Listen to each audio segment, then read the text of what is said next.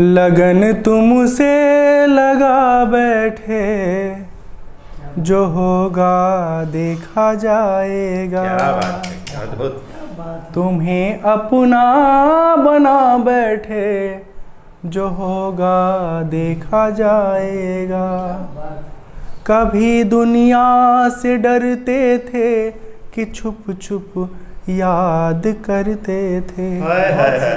कभी दुनिया से डरते थे कि छुप छुप याद करते थे, कि छुप छुप याद करते थे, कि छुप छुप याद करते थे। लो अब पर्दा हटा बैठे, जो होगा देखा जाएगा। लगन तुमसे लगा बैठे, जो होगा देखा जाएगा। डिजिटल बाबा, डिजिटल इसमें क्या है, इसका थोड़ा एक्सप्लेन करिए। देखिए, एक दौर था जब अपने संदेश को दूसरे तक पहुंचाने के लिए हम चिट्ठी लिखते थे, माइक में लाउड स्पीकर लगा लगा के घोषणा करते थे। अब आज का दौर बदल गया है। आप अपने मोबाइल में क्लिक करते हैं और आपका जो विषय है, जो आपका संवाद है, जो आपकी बातचीत है, पूरी दुनिया में फैल जाती है। तो उसी टेक्नोलॉजी का हमने आज के युग में, जो आज का अपना कम्युनिकेशन अप्रोच है, इस्तेमाल किया और इसके माध्यम से हम अपने संदेशों को, अपने प्रवचनों को देश भर के लोगों में पहुंचाते हैं। देखिए, सभी बाबा जी लोग हैं सोशल मीडिया पे, जितने बड़े बड़े बाबा आपको टीवी पे दिखते हैं, वो सबके फेसबुक अकाउंट है, इंस्टा अकाउंट है, ट्विटर अकाउंट है। उन सबको मैनेज करने के लिए हाईली पे, मतलब 5 लोग, 4 लोग, 3 लोगों की टीम होती है और वो सब मैनेज करते हैं। हमारे में क्या खास बात है कि मैं खुद एडिट करता हूँ, शूट करता हूँ, अपलोड करता हूँ, और इतना ही नहीं, मेरे फेसबुक अकाउंट में या मेरे सोशल प्लेटफॉर्म पर आप आकर के मुझे हेलो कहिएगा या कोई बात हमसे करना चाहेंगे, हम आपको तुरंत जवाब देंगे। मतलब 24 घंटे से लेके और 28-30 घंटे के अंदर आपको मेरा जवाब मिल जाएगा। बाकी बाबाओं से अगर आप इंटरैक्ट करना चाहते हैं, मिलना चाहते हैं, अपनी बात उन तक पहुंचाना चाहते हैं, तो शायद संभव बहुत थोड़ा सा लगेगा, बाकी असंभव की कैटेगरी में आप रहेंगे ना, नहीं कम्युनिकेट हो पाते। हम, मेरा मानना है कि सोशल मीडिया पे अगर हम हैं और हमारा पाठक, हमारा दर्शक, हमारा प्रशंसक हमसे जुड़ना चाहता है, आप जुड़ रहे हैं, तब सोशल मीडिया का सही मायने में आप इस्तेमाल कर रहे हैं। बाकी अगर खाली आउटलेट बना के सोशल मीडिया में अपना पेज और अपना ब्रांड बेच रहे हैं, तो आप केवल दुकानदार हैं, आप एक्चुअली सोशल मीडिया यूज़र नहीं हैं।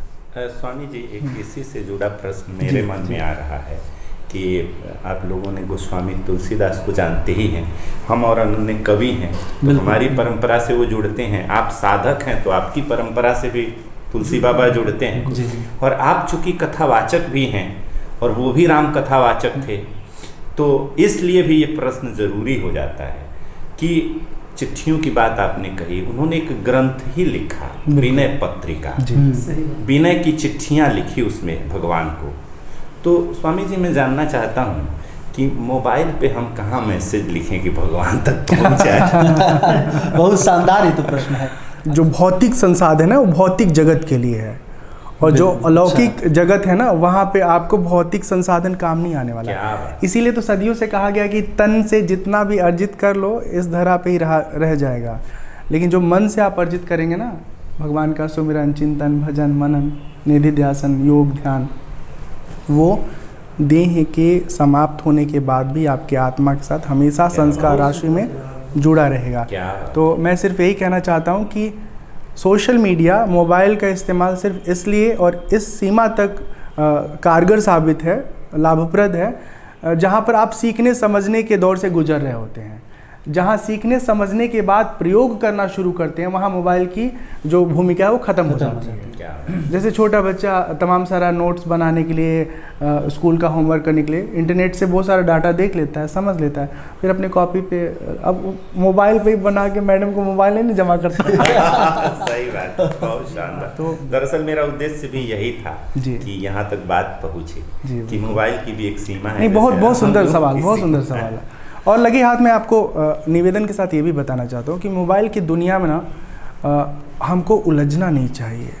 आप अगर सच में व्यवसायी हैं, उत्पादन कार्य से जुड़े हैं, सृजनशील हैं, रचनाधर्मी हैं, तो आप अपने उस क्रिएटिविटी को एक्सप्लोर करने के लिए इस टूल का, इस मंच का उपयोग करिए। लेकिन अगर आप उसमें एडिक्ट हो जा रहे हैं, अब बच्चा हो चाहे बड़ा हो बूढ़ा हो, मैंने देखा है लोग मोबाइल लेते लेते कई बार मोबाइल से मतलब मोबाइल गिर जाता है, सो जाते हैं, स्क्रीन टूट जाता है। तो इसलिए ऐसा होता है क्योंकि हम उसमें इतना ज़्यादा घुस गए। हम तो एक बात कहते हैं ना कि हमारे भीतर आजकल आत्मा कम रहती है, मोबाइल ज़्यादा रहती है। तो ऐसा नहीं होना चाहिए। साधन की तरह हो, साधन जब साध्य बन जाए तो फिर वो तकलीफ दे हो जाती है। बच्चों को बचाइए, बच्चों को आप भुलवाने के लिए, अपने से उसको दूर करने के लिए या अपनी जिम्मेदारियों से बचने के लिए पकड़ा दे तो मोबाइल टैबलेट, बच्चा गेम में जूझा रहता है, उसमें घुसा पड़ा रहता है, बाद में बड़ा हो जाता है और उसका एडिक्शन जाता नहीं है, फिर सर पे हाथ पटक के आप चिल्लाते हो क्या करें। तो बच्चों को लाइव गेम में आप उनको इन्वॉल्व करिए, अच्छा रहेगा। अच्छा बाबा जी, मैं आपको बाबा जी कहूँ तो ठीक रहेगा? नहीं, मुझे चाचा जी भी कह सकते दीजिए, काका भी कह दीजिए। अच्छा ठीक। अरे बाबा जी, बाबा देखिए मैं बता देता हूँ, बाबा कहिए, स्वामी जी कहिए, राम शंकर कहिए, कुछ भी फ़र्क नहीं पड़ता। फ़र्क उसको पड़ेगा जो किसी एक उपाधि में ना घुसा पड़ा है। तो शब्दों में नहीं जाना है, मेन बात है कि जो हमारा व्यक्तित्व है, जो हमारा जीवन का मार्ग है ना, उस पर हम निष्ठा से लगे रहें। एक और भजन, अच्छा कुछ गुनगुनाते हुए कबीर बाबा ने बहुत सुंदर बात कही है। मन फूला फूला फिरे जगत में, कैसा नाता रे, क्या बात है, हो कैसा नाता रे जगत में, कैसा नाता रे।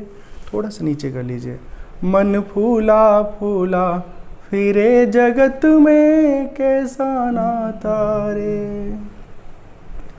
जब लग जीवे माता रोवें, बहन रोवें 10 माह सारे।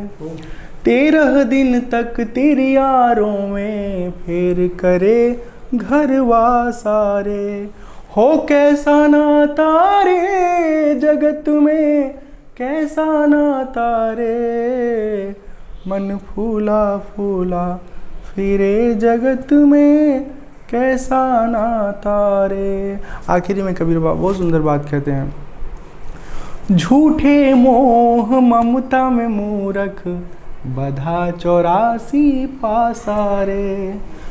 कहे कबीर अब सुनो भक्त जन, छोड़ो जग की आशा रे। हो कैसा नाता रे जगत में, कैसा नाता रे। मन फूला फूला फिरे जगत में, कैसा नाता रे। क्या बात है। तो दुनिया में हम सब ना, हमारा इतना संबंध है, इतने बड़े बड़े लोगों से जान पहचान है, सच्ची बता रहा हूँ, कोई काम नहीं आता जब आपको ज़रूरत होती है।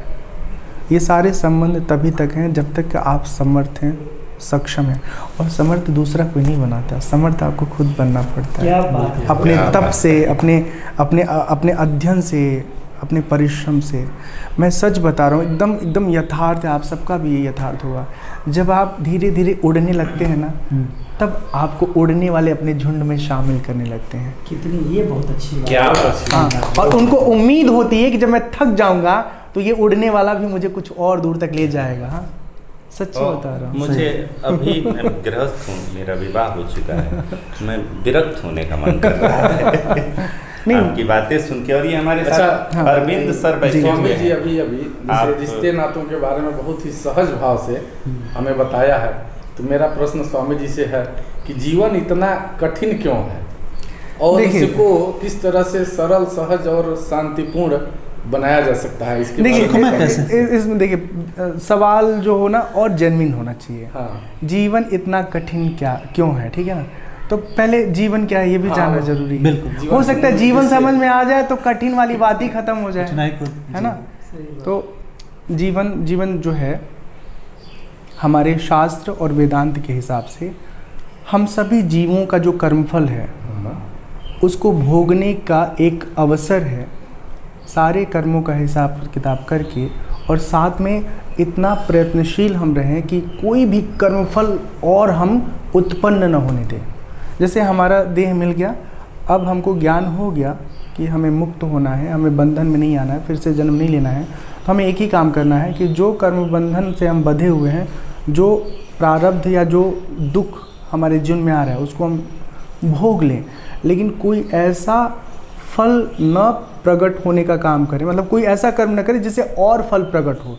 उदाहरण के तौर पर आपका विवाह हो गया, संतान हो गया, ठीक है, उस संतान की परवरिश देखभाल करनी है, करते रहिए। कैसे करते रहिए? निष्काम भाव से करते रहिए।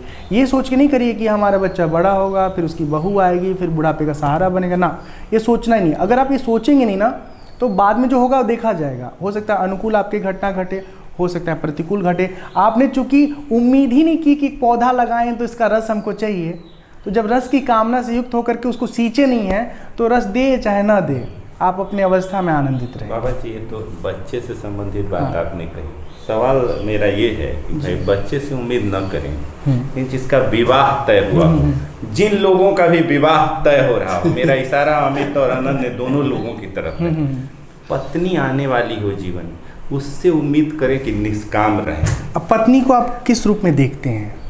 ठीक है, पत्नी आपके घर की न तो मैनेजर है और ना ही इन्वेस्टमेंट करके आपको आगे बढ़ाने वाली कोई कैपिटल है। ठीक है, पत्नी को हिंदी में कहते हैं, बहुत शुद्ध शब्द है, हमको बहुत अच्छा लगता है, जीवन संगिनी, सहयात्री। वो साथ साथ चलती है। हो सकता है उसके चलने की गति आपसे कम हो तो थोड़ा आप रुक जाइए, उसकी गति थोड़ी तीव्र हो तो थोड़ा आप उसके साथ बढ़ जाइए। ठीक है, अगर वो समझ पाती है कि मेरा जीवन साथी बहुत तेज़ नहीं चल पा रहे तो खुद रुक जाएगी। मतलब दोनों को आपस में सोचना होगा, दोनों को एक दूसरे के पूरक होते हुए अपनी गति को तालमेल बना के चलना होगा। और दूसरी बात मैं बहुत ईमानदारी से कहना चाहता हूँ, जो भी लोग शादी करते हैं, कृपा करके ना आप पति बन के अपने पत्नी को गुलाम मत बनाइए। ठीक है, उसे उस परिंदे की तरह छोड़ दीजिए जो आकाश में नभ में उड़ता है, देखता है, अपने अनुभव को हासिल करता है। अमूमन क्या होता है, हम भारतवर्ष में जो चीज़ें देख रहे हैं, पुरुष प्रधान इस देश में, पुरुष तो गाड़ी स्टार्ट करके निकल जाएगा, चौराहे पे जाके तमाम तरह का आनंद लेके शाम को घर पे आ जाएगा। लेकिन पत्नी के जीवन के बारे में सोचिए, वो बेचारी किचन से लेके बेडरूम और वॉशिंग मशीन, बाथरूम, छोटा बच्चा, सास माँ, ननद, देवरान, जेठान, इसी में सिमटी पड़ी रहती है। ठीक है, अच्छा, उसके बाद भी हमें लगता है कि वो इस काम के लिए बनी हुई है, ये काम उसका नैतिक जिम्मेदारी है। अब लेकिन ये धारणाएं टूट रही हैं, टूटनी चाहिए। अब पति जो है बेडरूम और बाथरूम और वॉशिंग मशीन तक आने जा रहे हैं। हमने देखा अभी गुरु करके और चौराहे पे मिल रही है। नहीं, तो समय के हिसाब से चीजें अपने आप बदलती हैं। तस्वीर मेरा सिर्फ ये कहना ना कि स्त्री का जो योगदान है वो कभी भी ना आप पैमाने में नाप नहीं सकते। क्या बात, ठीक है ना। और उसको इतना प्यार दो, इतना उस पर विश्वास करो ना, इतना ज़्यादा कि वो डर जाए कि कहीं टूट गया मेरी गलती से यकीन, तो फिर उसको मैं भर पाऊंगी कि नहीं भर पाऊंगी। समझ रहे हैं? इतना भरोसा कर दो ना। अच्छा, जो आपका है ना वो दुनिया में किसी तरफ नहीं जाएगा, और जो आपका नहीं है ना उसको आप कोई भी ताकत लगा दो, कोई भी हथकंडा अपना लो, वो आपका नहीं रह पाएगा। भागने वाली महिलाएं हो चाहे पुरुष हो, 2 बच्चे के पिताजी भी लोग भाग जाते हैं किसी और के साथ, 2 बच्चों की मम्मी लोग भी भाग जाती है किसी और के साथ। नहीं, आपकी बात नहीं सच्ची, अखबारों में से बात है। तो जो जीव काम वासना में एकदम लिप्त हो चुका है, आतुर हो चुका है ना, उसको मान मर्यादा। अब बताइए, मैं कभी सोचता हूँ तो हैरान होता हूँ कि जो बच्चा आपके गर्भ से, आपके पेट से बाहर आया है, उसका क्या अपराध है कि बेमाँ की जिंदगी जी गया ना वो। और आप तो अपने वासना के वशीभूत होके भाग गए किसी के साथ, वो भी गलत नहीं है। लेकिन कम से कम जब ऐसा ही आपका सोच था, ऐसी आपकी प्रवृत्ति थी, तो आपने एक नए जीवन को जन्म क्यों दिया? आप रहो ना अकेले जहाँ मर्जी, जैसे मर्जी वैसे पशुवत। हाँ, तो ये जो आपका सवाल था कि गृहस्थ जीवन में जो लोग जा रहे हैं वो कैसे, उम्मीद नहीं करनी है दोस्त। सिर्फ हमसे जो हो सकता है उसके खुशी के लिए हम करेंगे, उसका जो स्वविवेक होगा वो करेंगे। और ऐसे अगर हम लोग संतुलन बनाकर ज़िंदगी ऐसे मस्त कट जाएगी। आपको देखता हूँ फेसबुक पे, चाहे सोशल मीडिया पे, तो आप एक बाबा है, मतलब स्वामी जी। मैं कहूँ साधक है, कह लिए साधक है, साधक के लिए। तो उसमें बहुत सारे मतलब इस्लाम को मानने वालों को भी मैंने देखा जो आपके प्रशंसक हैं। ये तो बात तो है। मतलब ऐसा कैसे? देखिए ये तो मुझे भी नहीं मालूम ऐसा कैसे, लेकिन हम एक बात समझते हैं कि दूसरे पर टीका टिप्पणी करने से बेहतर है हम खुद को कितना अच्छा बना सकते हैं और खुद की चीज़ों को कितने बेहतर तरीके से लोगों तक पहुंचा सकते हैं। हमारा सिर्फ ये प्रयोजन होता है कि जो हमारी सनातन धर्म की परिपाटी है, राम कथा है, भगवान राम का चरित्र है, भगवान कृष्ण का चरित्र है, इसको कैसे मैं आज के युवा तक पहुंचा सकूं, उसे जोड़ सकूं। बाकी देश के कोने में क्या क्या हो रहा है सब मैं अकेले ठीक नहीं कर सकता। तो जो जिस कार्य के लिए उपयोगी हो, जो उपयुक्त हो, वो अपना वो काम करे। तो शायद लोग नोटिस करते होंगे कि कम से कम बेवजह किसी को परेशान नहीं करना, किसी को अनाप शनाप नहीं बोलना। इसी वजह से बल्कि कभी कभी मैं खुद घबराता हूँ कि इतना मुस्लिम लोग, सच्ची बता रहा हूँ, मेरे पेज पे इंगेज हैं। कई बार तो हमको मतलब बहुत मुश्किल होता है। एक मुस्लिम हमको मिलना चाह रहे थे, बहुत पैसे वाले मुस्लिम, हम कहीं हम मिलेंगे और आप फ़ोटो चेप देंगे, ठीक है, तो लोगों को लगेगा कि ये पॉलिटिक्स कर रहे हैं। समझ बहुत मुश्किल है। आज भी एक मुस्लिम लड़का, हाँ, मिलने आए थे। सुबह एक मुस्लिम परवेज आलम, हाँ परवेज इनसे मिलने आया, वो इनका प्रशंसक था और काफी देर मुस्लिम महिलाएं तक मुझे मैसेज करती हैं और बात करती हैं, ठीक है। तो अब देखिए मैं मानता हूँ कि हम सब मानव हैं सबसे पहले। हम सब एक जीव होकर के किसी जीव को तकलीफ़ दें, ये सही नहीं है। लेकिन चूंकि आप चर्चा कर दी हैं तो इसलिए मुझे कहना पड़ रहा है कि मैं मुसलमानों से सच बताऊं, थोड़ा बहुत डरता हूं। मुसलमान अच्छे होते हैं, लेकिन मैंने बहुत सारे मुसलमान को बुरा काम करते देखा है, पूरे माहौल को बिगाड़ते देखा है, ठीक है ना। तमाम सारे घटनाओं में अधिकतर वो लोग शामिल होते हैं और हमारे मंदिरों में जा कर के क्या क्या करते हैं, शिव जी के ऊपर पैर रख देंगे, किसी के ऊपर पेशाब कर देंगे। तो ये सब देख करके ना मुस्लिम कौम से थोड़ा सा हमको ना विजुगुप्सा होती है कि ये कौम अगर अच्छा है तो किसी दूसरे कौम को या किसी दूसरे धर्म को, मजहब को आप हर्ट कैसे कर सकते हैं। जैसे डासना में एक शिव मंदिर था, तो वहाँ पे यति नरसिंहानंद जी एक महंत जी हैं, तो उन्होंने कोई पोस्टर लगवा दिया था कि यहाँ पे गैर हिंदुओं का प्रवेश वर्जित है। बात है। अब पूरे देश में इसको किया जा रहा है। नहीं, तो ये बताइए, जैसे मंदिर, मैं ये जानना चाहता हूँ स्वामी जी, जैसे मंदिर एक जैसे केवल हिंदुओं के लिए तो है नहीं, मंदिर कहाँ नहीं है, केवल हिंदुओं के लिए है। बिल्कुल हिंदुओं के लिए है। ये बताइए, भगवान तो सबके हैं। नहीं, भगवान सबके हैं, लेकिन भगवान मानते काहे हो। ड्रामा करने के लिए आप बोलोगे कि राम हमारे हैं, राम की कोई बात मानेंगे तब ना समझेंगे कि राम आपके हैं। आप जब अपने अल्लाह को मानते हैं तो आप उनके इबादत के लिए जो बना हुआ आपका मस्जिद है उसमें रहिए, उनकी इबादत करिए। आप ज़बरदस्ती ड्रामा करने के लिए मंदिर में आके घंटी हिलाएंगे और दिखाएंगे कि मैं तो बहुत संभाव हूँ, मैं बहुत संतुलित हूँ, सब ड्रामा है, ठीक है। मुसलमान अल्लाह को छोड़ के किसी को नहीं मानता है। ये उनके पाठशाला में छोटे बच्चे तक को सबसे पहले यही सिखाया जाता है, ठीक है ना। तो इस बारे में हम बहुत ज़्यादा बहस नहीं करना चाहते। मैं सिर्फ ये कहना चाहता हूँ कि आपके इबादत के लिए आपका मस्जिद बना हुआ है और हमारे प्रार्थना के लिए हमारा परमात्मा का मंदिर बना हुआ है। तो बेवजह एक दूसरे के घर में जाना क्या ज़रूरत है। आप अपने पड़ोसी के पास नहीं जाते, अगर उसके साथ वैचारिक तालमेल नहीं है तो मंदिर में जाने कोई मतलब है क्या। बाबा राम जी का नाम आया है, एक राम धुन आपकी बड़ी चर्चित है और राम धुन चैलेंज आप देते रहते हैं, तो चाहेंगे कि ये हो जाए, ये सही मौका है। हाँ वही हो चंचला मन नित राम जपा कर, चंचल मन नित राम जपा कर, पल पल छीना छीना घड़ी घड़ी निस दीना, पल पल छीना छीना घड़ी घड़ी निस दीना, राम जपा कर, राम जपा कर, चंचल मन नित राम जपा कर। अच्छा स्वामी जी, जैसे इतना शानदार आप गा रहे हैं, मतलब ठीक है आप स्वामी जी हैं, गा भी रहे हैं, ठीक तो है क्या अपने मतलब प्रशंसकों को, ठीक है मतलब क्या, मतलब स्वामी है तो मतलब मैं ये कह रहा हूँ कि आप इतना शानदार गा रहे हैं, हाँ। तो मतलब मुझे लग रहा है, भरोसा नहीं हो रहा है कि कोई स्वामी होके इतना शानदार कैसे गा सकता है। हम बहुत अच्छा गाते भी हैं, नाचते भी हैं, ठीक है, और हम अपनी ज़िंदगी अपने हिसाब से जीते हैं। और स्वामी होने का मतलब ये नहीं कि वो संवेदनहीन हो गया है, वो मर गया है, वो भी जीता है, उसके अंदर भी ख्वाहिश होती है, ठीक है ना। वो भी दुनिया को जब खूबसूरती के साथ देखता है तो दुनिया सुंदर नजर आती है। अब किसी की आंख ही खराब हो तो पूरी दुनिया विभत्स नजर आएगी।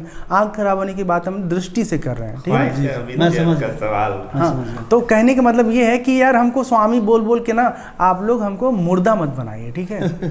अच्छा ठीक है। दिल है, धड़केगा, ठीक है, और बहुत सारी चीज़ें ज़िंदगी में होगी। हाँ, ये ज़रूर है कि हमने अपने जीवन में एक सीमा तय कर रखा है, एक दिशा तय कर रखा है, तो उस दिशा की तरफ हम बढ़ रहे हैं। कभी गिरते हैं, कभी लड़खड़ाते हैं, फिर उठ के चलते हैं, दूर तक पहुंचते हैं, फिर कुछ तिकड़ी उकड़ी फंस जाती है, कोई और नहीं फंसाता है, मैं ही फंस जाता हूँ अपने ही ख्यालों में, अपने ही विचारों में, फिर संभल के फिर चलते हैं।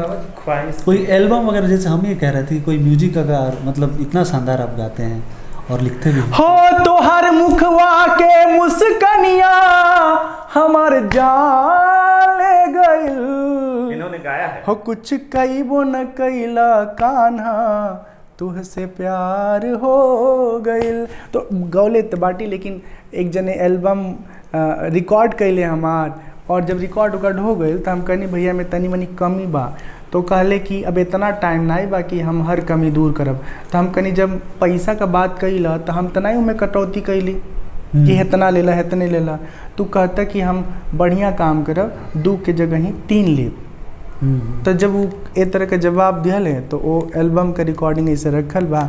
अब 2 बात हम कहल चाहते हैं, देखे वाला मनी देखे, और आशुतोष भैया बाटे, अनन्य जी हैं, आप हैं, कोई बढ़िया प्रोड्यूसर मिल जा, कोई बढ़िया संगीतकार मिल जा, और अगर हमरे भीतर जो बा कला कौशल ओके समझ ले तो कुछ कही जी आगे चल के। बिल्कुल, हम लोग भी प्रतीक्षा कर रहे हैं। और चूँकि मैं काफ़ी पहले से आपको सुनता आ रहा हूँ, तो मैं ये चाहता था कि जैसे साज सज्जा होकर जब चीज़ें सामने आती हैं, आउटपुट आता है, तो बहुत अच्छा लगता है। आशुतोष भैया जी हमारे साथ हैं और अनन्य भैया जी हैं और आप हैं। हम चाहेंगे कि अनन्य भैया एक प्रश्न अपना जो आप पूछना चाह रहे थे वो आप ज़रूर। और मेरा सवाल बड़ा साधारण सा है, और मुझे लगता है सर्वाधिक जटिल भी है। वैराग्य जो शब्द है, ज़्यादातर लोग ये सोचते हैं वैराग्य का मतलब सिर्फ गेरुआ वस्त्र धारण कर लेना या कुछ ऐसा कर लेना। जो मेरी जो अपनी समझ कहती है कि वैराग्य एक मानसिक अवस्था है, ठीक है। चेतना कहीं एक जगह आकर खड़ी हो जाती है, वहाँ से वैराग्य शुरू होता है। अगर मैं डिजिटल बाबा से पूछूं कि उन्होंने अपनी पूरी यात्रा के दौरान वैराग्य को कैसे देखा है, कैसे अनुभव किया है, तो उनका क्या उत्तर हो सकता है? एक ऐसी स्थिति मन की जहाँ पर आपके सामने ढेर सारा आकर्षण रखा हो, आपको आकर्षण वेलकम के साथ कहे आइए स्वागत है, हाँ मिल लीजिए मुझसे, बहुत चैन मिलेगा, सुख मिलेगा।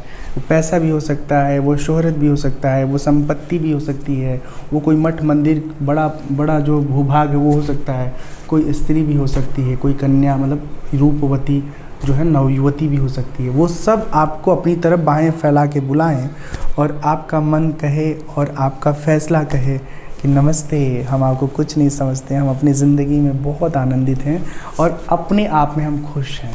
तो ये स्थिति वैराग्य है। और दूसरा जो थोड़ा सा मैं थोड़ा सा इसको खोल के कहना चाहूँ कि एक ऐसी स्थिति जहाँ पर आप चीज़ों से घिरे हैं, चीज़ों में युक्त हैं, संलिप्त नहीं मैं कह रहा हूँ, आप उनसे जुड़े हैं, युक्त जुड़े हैं, लेकिन उन चीज़ों से बेअसर हैं आप। मतलब बढ़िया से बढ़िया चीज़, बढ़िया से बढ़िया लोग, बढ़िया से बढ़िया स्वाद आप चखें, लेकिन आप उसके वशीभूत नहीं हुए। ये बहुत बहुत सूक्ष्म स्थिति है। समेट कर कहें तो तृप्त होने की भावना, अपने आप को तृप्त होने का अनुभव करना, हाँ बोल सकते हैं, कम से कम में क्या बात, जितना मिल तो सके। ये मतलब ये बड़ा कठिन काम है। मतलब आपके मन में नहीं होता है कि मेरा भी विवाह होता है, एक सुंदर कन्या से मेरी गृहस्थी बसती, जैसे इस बाकी स्त्रियों के साथ स्त्री पुरुष के लिए आकर्षण का काम करती है, स्त्री पुरुष को बांधती है और मुक्त भी करती है। तो आपके मन में नहीं होता कि एक सुंदर, आप जितने सुंदर हैं, आपकी जो आभा है, आप में जितनी कलात्मकता है, आपको इतनी ही सुंदर एक स्त्री मिलती, आपका जीवन उसके साथ बसता, कभी मन में ऐसे विचार तो आते हैं? ऐसे सवाल को मैं थोड़ा सा और ऑर्गेनाइज करके मैं कहूँ, जो आपकी आयु है हम लोगों के इर्द गिर्द ही है। तो उस आयु से निकलकर स्वामी रामशंकर तक पहुंचना और उसके बाद जो डिजिटल बाबा तक की यात्रा है, तो मैं अगर पूछूं कि इसमें क्या क्या बाधाएं आती दिखी हैं या क्या क्या आपने अनुभव किया है, जिससे मतलब बाहरी बाधा नहीं, आंतरिक बाधा, वो दोनों आप आशुतोष जी और अनन्य जी के जो सवाल हैं वो एक दूसरे के पूरक हैं। बिल्कुल बिल्कुल। तो वहाँ तक की यात्रा कैसी है, तो आंतरिक बाधाएं क्या थी? शुरुआत सरल है आपके सवाल से बात करना। मन तो होता है, मन होता है कि मेरे भी सर में कोई अच्छा सा सरसों का तेल लगा के और खूब बढ़िया से ऐसे करे, ठीक है, तो बहुत अच्छा लगता है, ठीक है। और स्त्री क्या है, स्त्री सुख का सबसे बड़ा ना, मैं साधन नहीं कहना चाहता हूँ, आधार है। साधन क्या होता है ना, साधन की भूमिका यांत्रिक होती है, आधार वो होता है जिस पे आप टिके होते हैं, चाहे वो माँ हो, चाहे बहन हो, चाहे बेटी हो, चाहे पत्नी हो, चाहे महिला मित्र हो, ठीक है। तो ये परिकल्पना तो भीतर उठती है कि कोई हो जीवन में जो हमको पूरी तरह से संभाले, लेकिन सच्ची बता रहा हूँ मेरी हैसियत नहीं है। मैं या तो खुद जी लूँ या फिर किसी और के लिए जी लूँ, ठीक है ना। तो मैं किसी और के लिए जी रहा हूँ, और किसी और के लिए मतलब एक के लिए नहीं जीना चाहता हूँ, मैं बहुतों के लिए जीना चाहता हूँ। मुझे बहुत सारी बातें नहीं मालूम है, मुझे इतना मालूम है कि मैं इस जीवन को बनाए रखा तो मेरे जीवन के जरिए अनगिनत लोगों के जीवन को सुख मिलेगा, और अगर मैं किसी एक को अपने सुख के लिए अपने जीवन में शामिल कर लूँगा तो सिर्फ उसको सुखी कर पाऊँगा और स्वयं सुखी हो पाऊँगा। बस यही हमारी एक ऐसी स्थिति है जिसकी वजह से हम अपने सुख को प्राथमिकता में नहीं रख पा रहे हैं। जीवन में ऐसे अवसर आए ना जब सामने कोई मुझसे प्रेम करने वाली एक युवती कह रही है कि मुझे अपना लो, हम बहुत सुखी रखेंगे, कोई शिकायत नहीं रहेगा आपको। और हमने उसके सामने भी सवाल यही कहा कि मुझे शारीरिक रूप से अपना मत बनाओ, ठीक है। प्रेम शरीर के बंधन से परे की चीज़ है।